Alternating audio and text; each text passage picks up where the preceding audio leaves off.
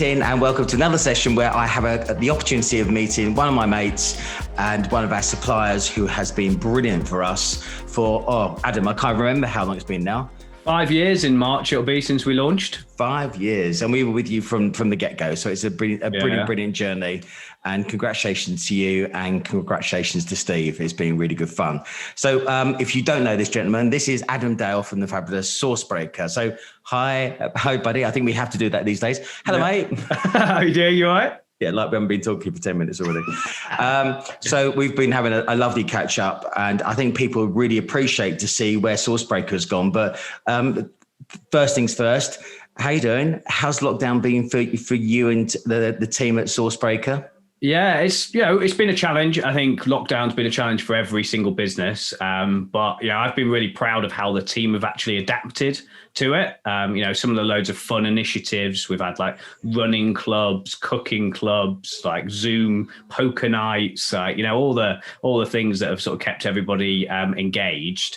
And I think actually one of the big things that's been really evident from the pandemic is, have you really got a good culture within your business? Because, this is the ultimate test of it. I always say, you can have a great culture when you're all sat in the pub and celebrating, but have you got a great culture when you're all sat at home and you're all separated? And I think the team have really pulled together, and, it's been a tough ride, but, we're still here, and, we've got through it, and fingers crossed, only a couple of months left to go.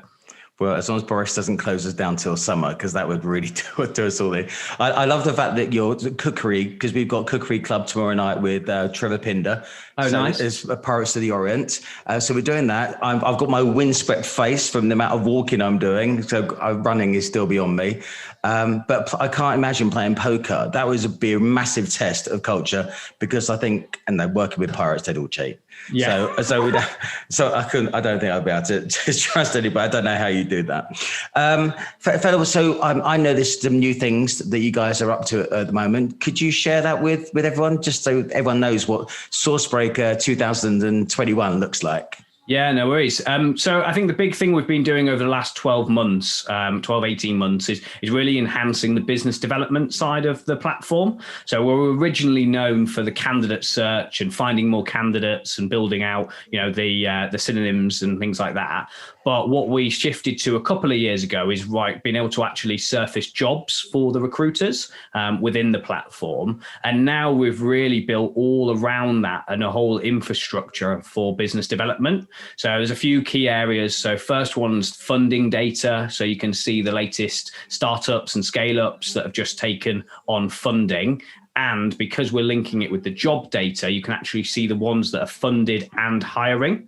So the key thing for that is, you've got the questions answered. Are they hiring? Yes. And do they have the funds to use us as a recruitment agency for our specialist services? So that's been really powerful. We've added in an email finder. So you've got the formats to get hold of, hiring managers directly. We've got some salary data, and really being able to tie all of these things together with automation. So a big key topic in recruitment at the moment, as everyone's trying to do probably more with less after the pandemic. So we've really been able to work out how you can set up automations around the platform. So if you've got a target list of, say, 10 clients you're trying to break into, anytime they're posting jobs in your particular niche, the relevant recruiter will be notified within the platform. So it's, really fastest finger first of people being able to, to win new business. I love doing more with less. That's throwing one of my lines back at me, which is absolutely, that's genius. I didn't know the product actually got to that point, if I'm brutally honest. So that's plaudits to you guys. It sounds to me like you've used 2020 well in terms of investment into your solution, but that whole BD piece is so important right now. That's fabulous. Yeah, that's the thing. Yeah, we spent 2.2 million in R&D in 2020 to really push the platform forward. So we've gone big on the business development side. Yeah, and obviously we both invested in mics as well, so that's quite cool. And just finally, I'd like a tip for recruiters right now. So is there anything that you would advise to a recruitment business leader who's thinking about the future, think about how to maximize their 2021? You get to see a huge amount of businesses. What would you say is a sort of super smart tip right Yeah, now? so something we've looked at internally, and it was a big problem, I think, for a lot of people during the pandemic, is how do you replicate training of your staff? So whether that be, your experienced people, upskilling them, or getting new starters that you're bringing now back into the business, up to speed. And one of the things is really utilizing all the Zoom recordings. So, everybody's on Zoom, every meeting's on Zoom or Teams or something like that, making sure they're all recorded and then actually being able to analyze those from a training standpoint. So, why did you ask that question in a client meeting? Or, why did you phrase that particular thing like that? In a live scenario where you've got, a senior recruiter going into a room and the junior who's shadowing, you can't pause the client meeting and just say, oh, just for a training bit, I'm just going to tell the junior why I said it like that or why I asked that question that way. And the junior can't sit there in the meeting, scribbling down notes. That just doesn't look very good, does it? But with Zoom, you can pause it. So you can, do the client meeting and then literally get on the hangout or a Zoom with the person and analyze that recording, pausing it in between. So we've actually seen getting new starters up to speed using the recordings is now quicker than when we were in the office. So I think it's looking at that and saying, okay, how can we utilize really this breadth of data and information that we have about all of these meetings and recordings to use it for training? I've never thought of that. Absolutely genius.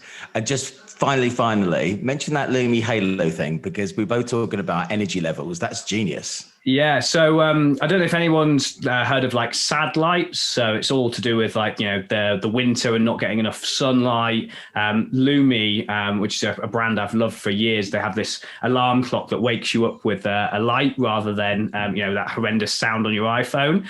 They've actually just released a light that goes on your desk.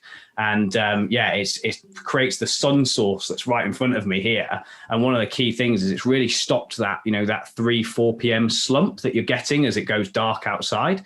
Little hack for everybody. I've had mine a couple of weeks and it's been amazing.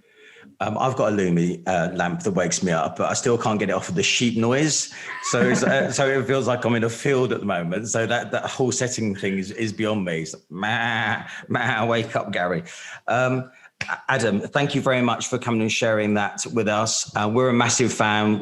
We long made that relationship bloom and last. And I look forward to seeing you in person soon, buddy. Yeah, so, definitely. Thank you for joining me, and good luck to everybody. And Sourcebreaker, if you haven't bought it, you bloody well should. Thanks, Gary. Cheers, mate. Bye-bye. Bye.